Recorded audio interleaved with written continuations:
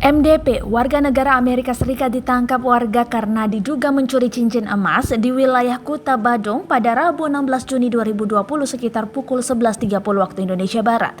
Hari itu, MDP datang ke sebuah toko di Jalan Kendedes, Kuta.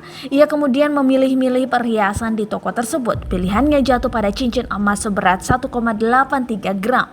Saat pemilik toko lengah, MDP memasukkan cincin itu ke saku celananya. Ia lalu kabur meninggalkan toko. Tak beberapa lama, pelaku menyadari jika cincinnya tidak ada. Pemilik toko itu langsung mengejar MDP yang hendak menaiki sepeda motor. Pemilik toko langsung berteriak dan warga mulai berdatangan. Massa mengejar MDP hingga di depan Vihara Kuta. Di lokasi tersebut, warga menangkap MDP dan menemukan cincin emas di saku celananya. Video penangkapan MDP sempat viral di media sosial. Di video tersebut terlihat beberapa warga hendak memukul warga negara asing tersebut. Namun tindakan itu dihentikan oleh warga lain. MDP terlihat berteriak dan memohon saat beberapa warga memegang tangan dan kakinya. Kanit Reskrim Polsek Kuta Ibtu Bagus Nagara Baranacita mengatakan MDP kemudian diperiksa intensif di Polsek Kuta.